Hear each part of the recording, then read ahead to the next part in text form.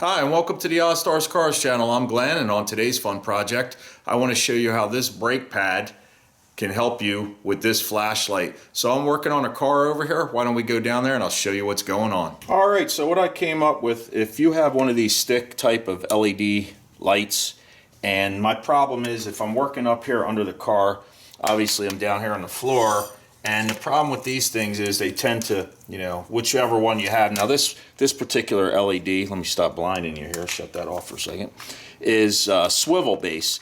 So you're trying to work on something, you're working back in here, and if this thing's on an angle, obviously it's going to fall. So you got to kind of get it straight to balance it, and you can do it. If you get it, you're lucky, and then as soon as the wind blows, it's over. One fart and it's gone. So what I came up with, I took a old brake pad. Now this is off a Ford truck. It's about 5-6 inches long, and the longer it is, the more stable it'll be. Anyway, I put that down there, and these are all magnetic base. This one is the Bauer one that I did or Braun one I did a review on. It's got a magnet too. And what's nice is now this thing can be angled, and I can put it pretty much anywhere I want, and it's very sturdy. It's not flopping over. So here's the other guy. Put this one on here. And the nice thing with this Braun is it's angled too. You can kind of bevel it to wherever you need it. So it works fantastic. So let me take you over to the workbench. I'm going to show you what I'm going to do next. So I have a few different brake pads. Now this is the one I just demonstrated for you. This one is off a 1-ton van or Ford vehicle. So what I like about it is it has the tabs on the side. See these things here?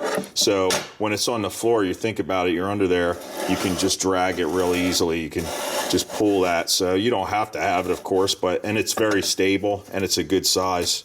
But here's one off of, this is a worn out pad. Well, there's no pad left. This was off, I believe, a Toyota or a Nissan, a rear pad. You can see how small that is fitting in my hand. Now this works. I mean, if that's what you got, it'll work. It's not the greatest for stability because it'll wobble on you. But it's not bad at all. I mean, you got to use what you got to use. You put it on something like that, it's going nowhere. So anyway, let's get to the next step. I want to show you what I'm going to do here to clean this up. So what I want to do is just get this steel plate off. There's 2 rivets. I'm just going to grind that down real fast and then pull that off, and we can just hit it with like a wire brush or a wire wheel.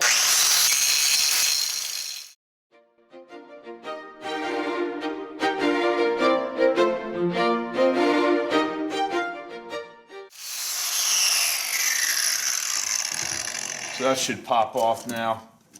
Should come right out. Not all brake pads are going to have these steel backing like this on there. So that's gone. Just clean this up real quick.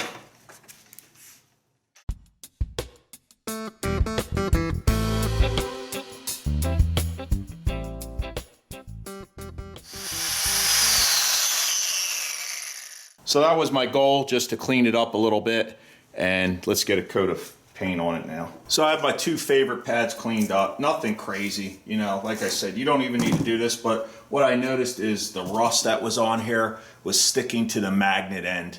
So that gets kind of annoying because you got to clean that off. Just grab whatever metal paint you have. I like this, well, this is Rust Performer it's called, so it's kind of like, it prevents rust such as a primer does, but it also leaves a thin coating. And whatever paint you have will work. This is just going to make it look pretty.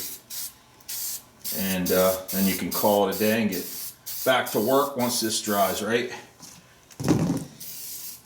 Okay, so here's our brake pad. Looks all shiny and new. This is a rebuilt right here, ready to go another 50,000 miles, right? I hope you enjoyed this tech tip. Hope it helped you out, this little trick. Anyway, thanks for stopping by. Click that subscribe button if you haven't yet. Check out some of my repair videos here on YouTube.